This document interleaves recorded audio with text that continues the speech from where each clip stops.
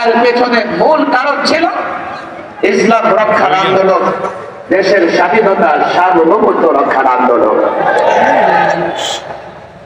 এটাই আমরা জাতিকে আজকে বলছি যে আলেম ওলামারা প্রতিশোধে কিংবা প্রতিহিংসায় বিশ্বাসী নয়, তবে ইসলাম এবং দেশের উপরে আক্রমণ হলে আলেমরা কাউকে ছেড়ে কথা বলে না।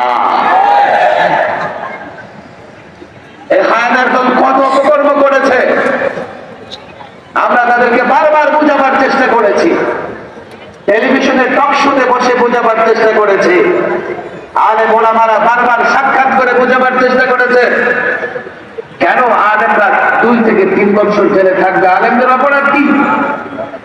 বড় কি অপরাধ করেছিল আলেমরা? এক এক আলেমকে ফাঁসির ছেলে 24 ঘন্টা তালাবদ্ধ করে কেন রাখতে হবে? কোন অপরাধ তারা দেখাতে পারেনি, আমাদের বিরুদ্ধে এমন কোন অভিযোগ আনতে পারেনি যেটা মাথায় বাড়ি দিয়েছে, দুর্নীতি করেছে, গাড়িতে আগুন লাগিয়েছে। কোন আলেমের বিরুদ্ধে অভিযোগ আনতে পারে নাই। শুধুমাত্র আলেম ইসলামী শক্তিকে দমন করবার জন্য তারা এই নিপীড়ন এবং নির্যাতন চালিয়েছিল। তারা মনে করেছে আলেমদের জেলে বন্দী করে রাখলে তারা জনবিচ্ছিন্ন হয়ে পড়বে, জনগণের সামনে গিয়ে কথা বলতে পারবে না, আমরা যা খুশি তাই করতে পারবো।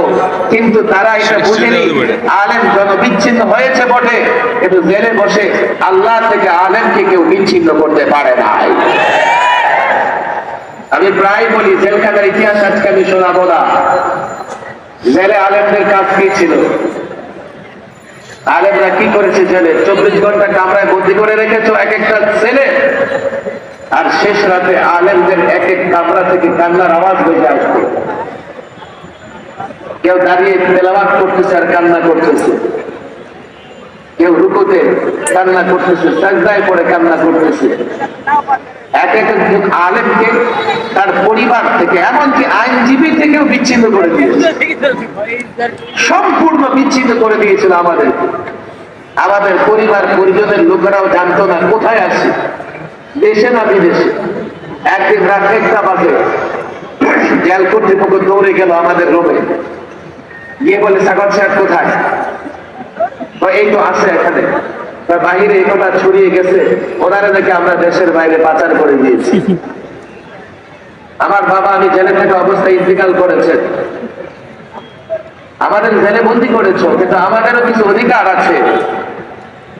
আমরা দেখেছি চুরির মামলার আসামি, তারও জেলে একটা অধিকার আছে। খুনের মামলার আসামি, সেও একটা অধিকার নিয়ে জেল কেটেছে। কিন্তু আলেমদেরকে জেলের ভেতরে যেটুকু অধিকার আলেমরা পাও না, তাও মানা হয় নাই। এক এক আলেমের পরিবার কখনো কেন্দ্রীয় কারাগারের গেটে দাঁড়িয়েছে দিনের পর দিন, তারা কর্তৃপক্ষ স্বীকারও করে নাই যে উনি এখানে আছে। কেন্দ্রীয় কারাগার থেকে কখনো গাজীপুর হাই সিকিউরিটিতে একটা আলেমকে কোথায় রাখা হয়েছে তার পরিবারকে জানতে পর্যন্ত দেওয়া হয় নাই।